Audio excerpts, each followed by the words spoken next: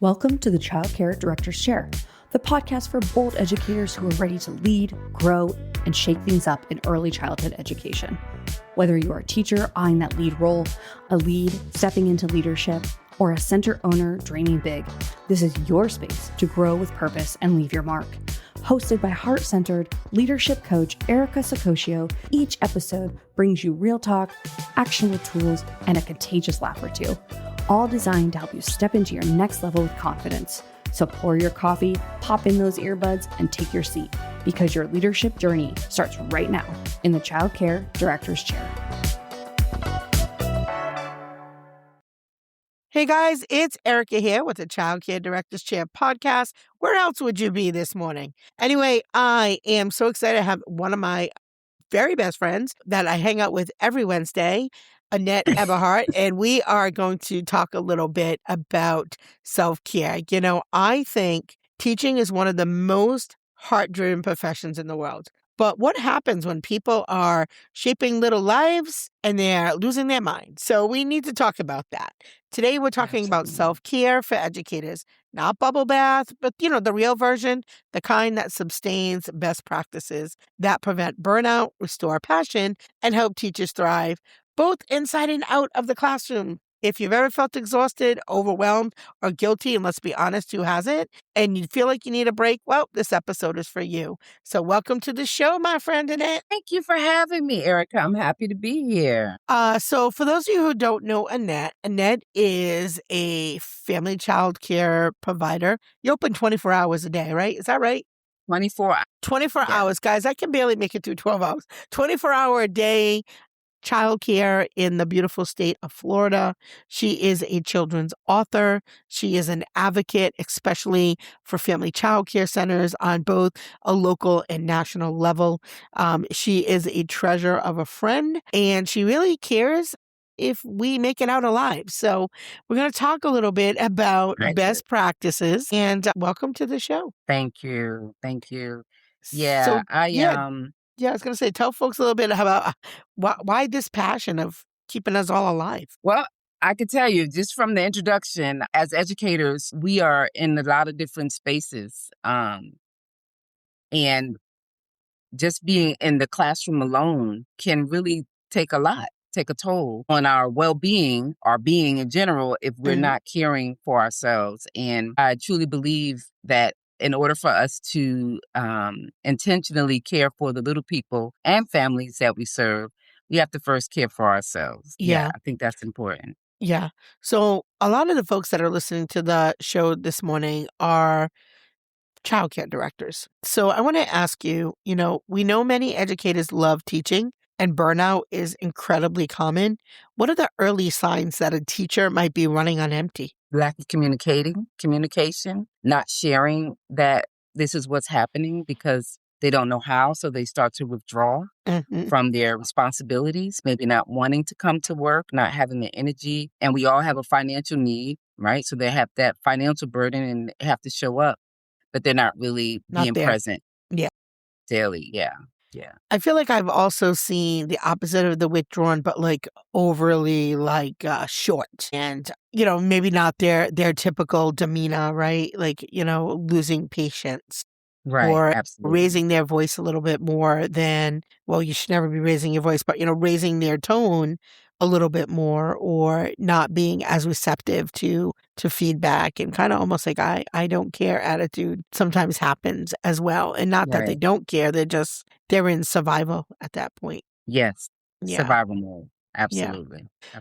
Yeah. So when people hear self-care, they often think about the spa days or vacations. How do you define real self-care for educators? I think, again, it has to start with self. And I think that we have to be honest with ourselves. And in order to be honest with ourselves, we have to tap into self, reflect. And we can do that in many ways. We can do that through journaling and really stepping back and taking an overall look at where you are and where you'd like to be, and maybe start writing those things down, what you're feeling, how you can make some changes. I also do meditation, because, again, in order for us to really begin that reflection piece, we have to be able to sit with ourselves. And a lot of times we look outside of self for our answers, when in actuality, if we just take some time and slow down and process what's happening around us, most of the time we can kind of tap into what needs to be done next or resources that can kind of help us get there. So those would be the two strongest points for me. And then maybe, walking. I do walking meditation as well. When I'm out exercising, I do love physical activities. That brings clarity for me. And it Mm. doesn't necessarily have to be rigorous, just a nice walk without the headphones, again, just kind of being present Mm. brings clarity. That's a good idea. Every time I walk, I always wear headphones. But yeah, I didn't really. Well, then I also don't live in Florida like you. I hear a lot of there's not a lot of birds chirping in the middle of January. Yeah, I was But gonna say a lot of the yeah, birds are yeah, but yeah, of course. Yeah, the weather that you have where you live is certainly a mood enhancer for yeah, sure. So yeah, I love what you say about getting out there and getting physical because it obviously where there's a lot of aspects to burnout, right? Is it mental? Is it physical? there's Is it spiritual? Sometimes it's that too. So yeah, being reflective and really helping you pinpoint. And then environmental too.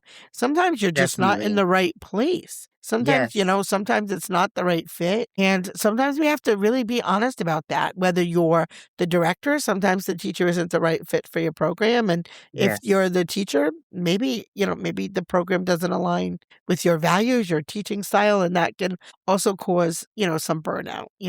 And be I really, agree. yeah, and I think to be really mindful on both ends, whether you're a teacher or a director, when you accept the position, like really make sure that you go through all of the expectations, what really is expected in that position, because I think that is probably an area where we all could be better at, both the teacher accepting the job because they're just, I'll take the job, right?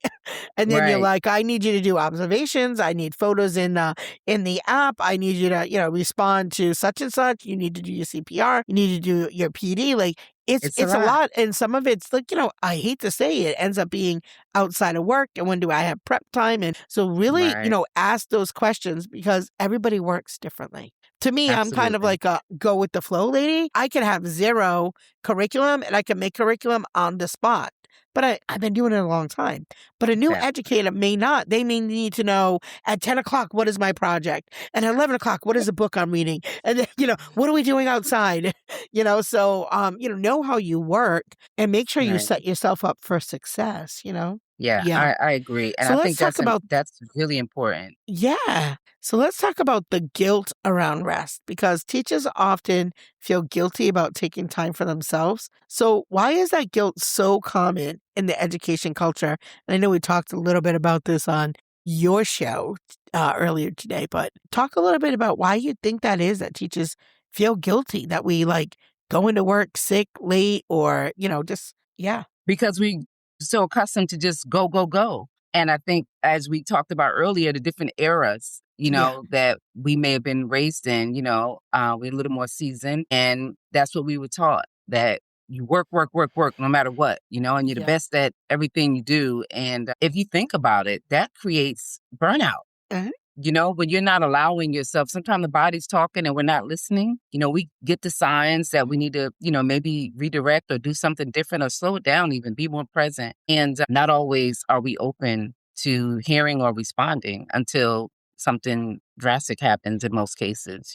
Yeah. So I think that, that's a big contribute to that burnout as Yeah. well. And directors, we know you get burnt out as well. Everything is on you, especially if you're middle management. I mean, me and Annette are lucky to not really have bosses other than the parents in the state. Oh But I my mean, goodness. truly, like, if you and I say, you know what, Yeah.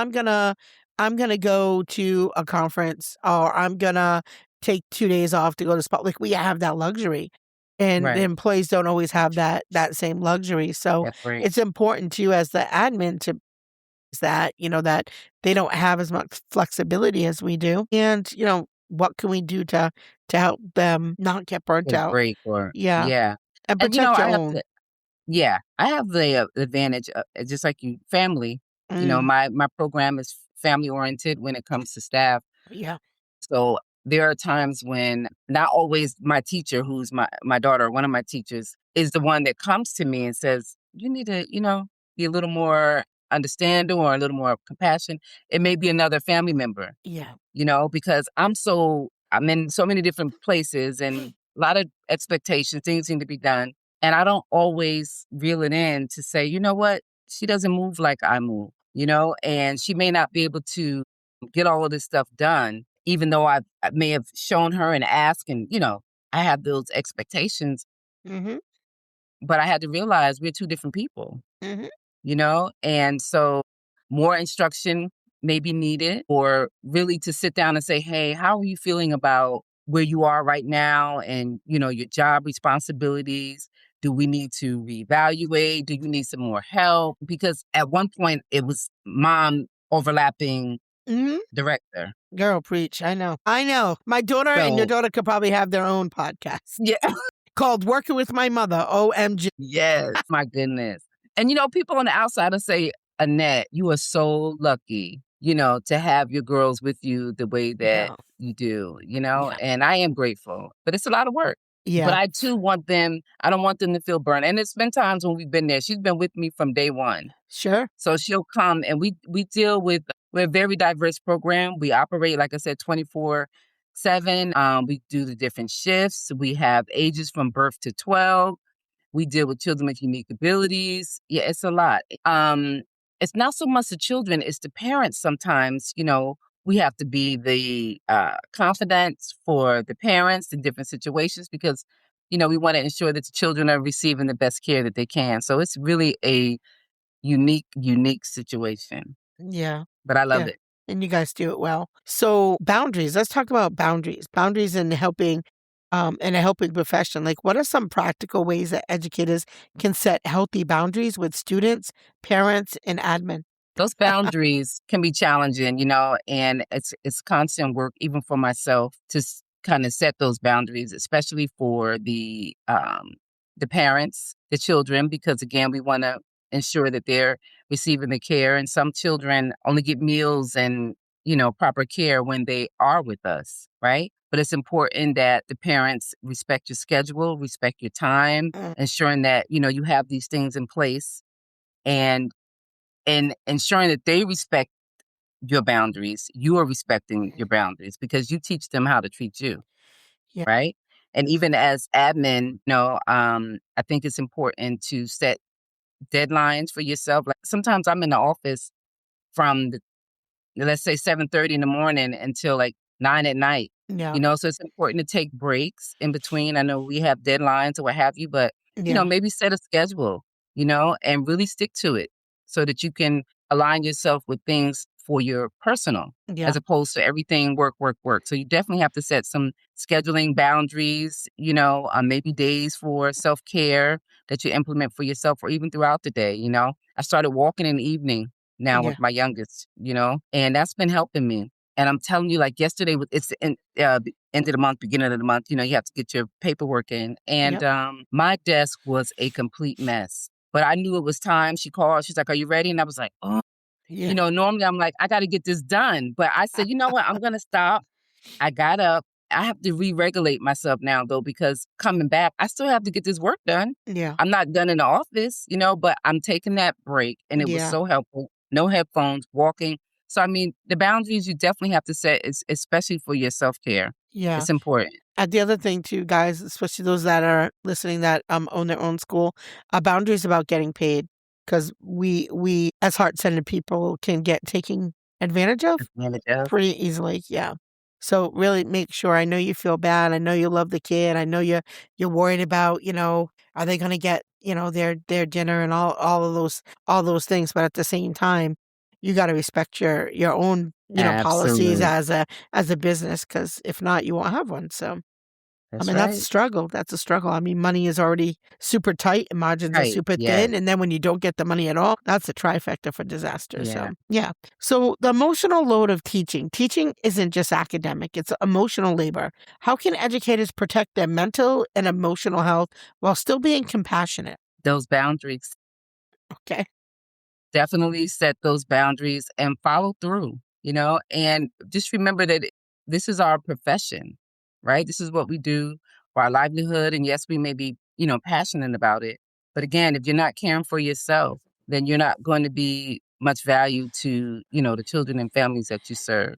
Yeah. So you want to implement those things that are going to give you the strength, mentally and physically to be able to follow through.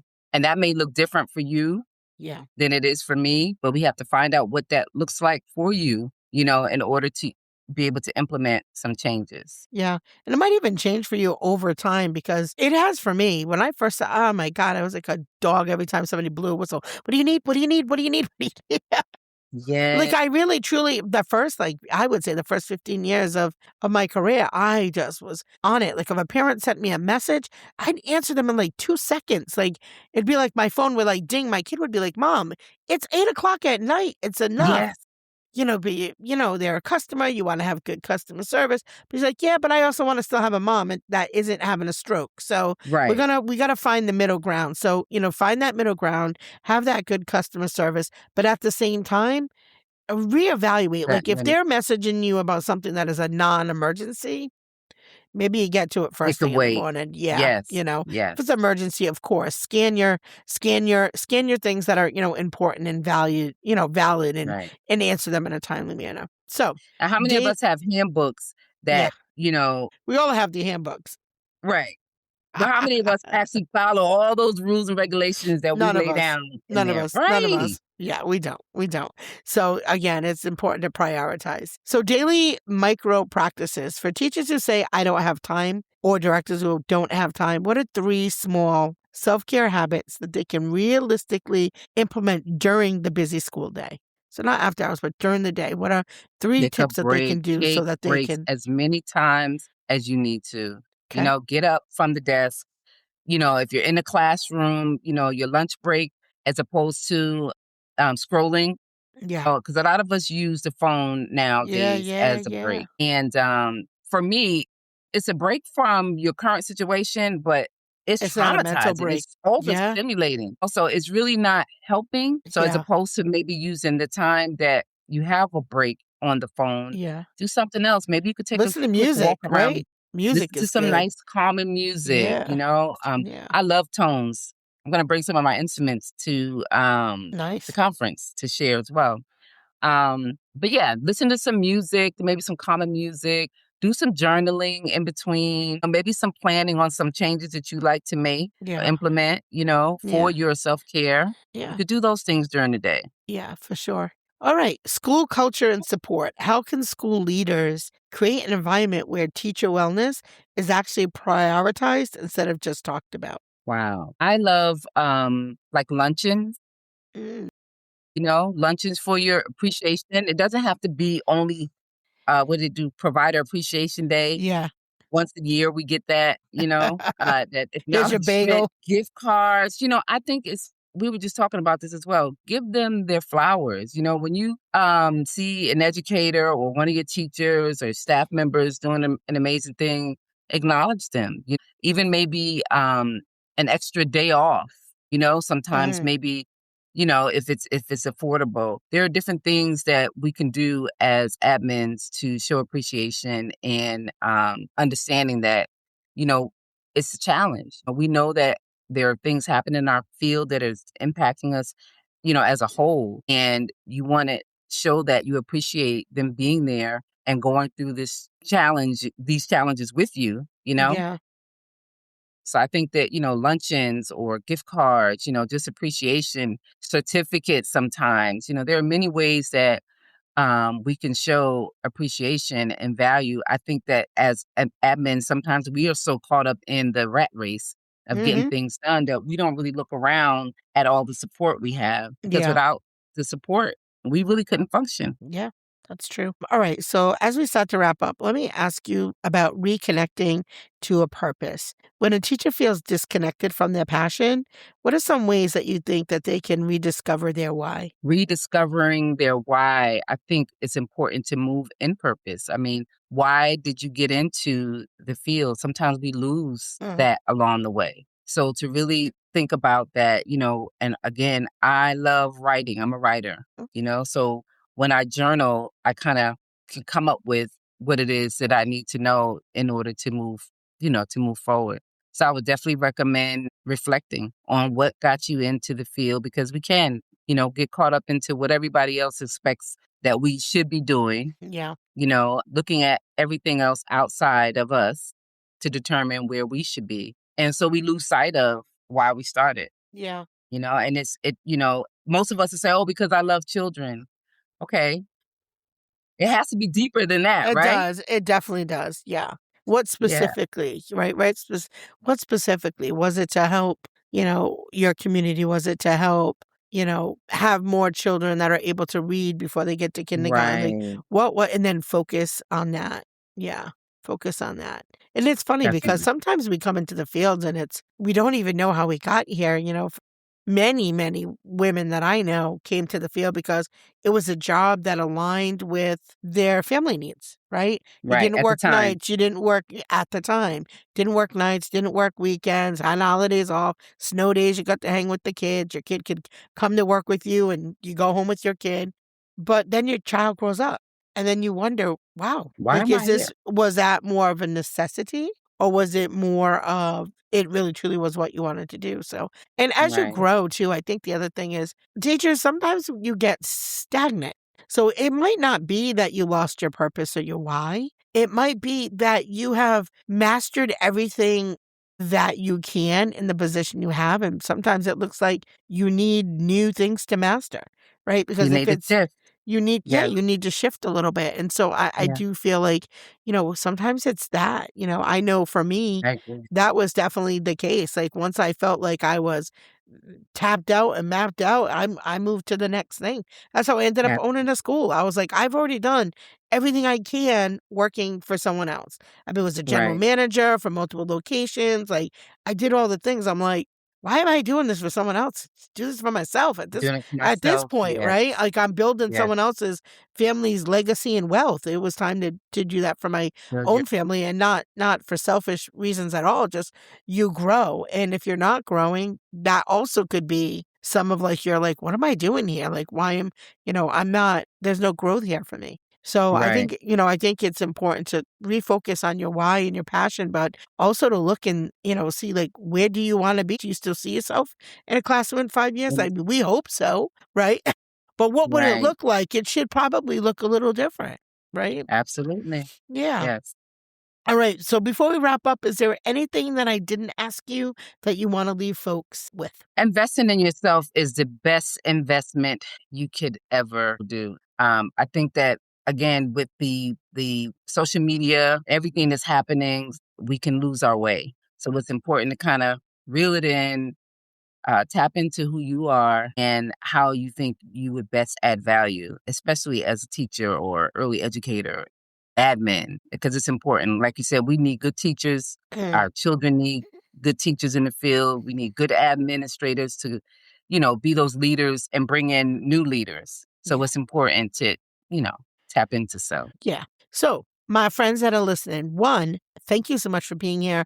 I absolutely love you. If you love Annette, like I love Annette, and you want to connect with Annette will be at the Early Childhood Empowerment Conference happening on May 7th, 8th, and 9th at the Crown Plaza in Warwick, Rhode Island. We will, as always, have the link below. You need to be there. Now, I have good news and bad news, folks. Thursday, you can get into the leadership room. Friday is sold out. Oh, it feels good to say that. Saturday, we've got room for you Yeah. too. So come on out and see Annette. She is speaking on Saturday. We've got 35 amazing hand-picked speakers from around the country that are coming here, flying into Rhode Island to connect with all of you. This is the place and the space to be in if you want to grow and you want to just make connections that are going to last you far beyond when you leave this conference. So that's it for today, guys. As always, thank you for tuning in and have a great day. Thank you for tuning in to the Child Care Director's Chair podcast. That's a wrap for this episode of the Child Care Director's Chair, where we believe leaders aren't born, they're grown. If something sparked for you today, share it, shout it out, or pass it along to the next bold changemaker in childcare. Don't forget to subscribe, leave a review, and stay connected with Erica Sakosio for more real talk leadership tools and a whole lot of inspiration. Until next time, lead with heart, grow with fire, and always remember, the chair is yours. Now own it.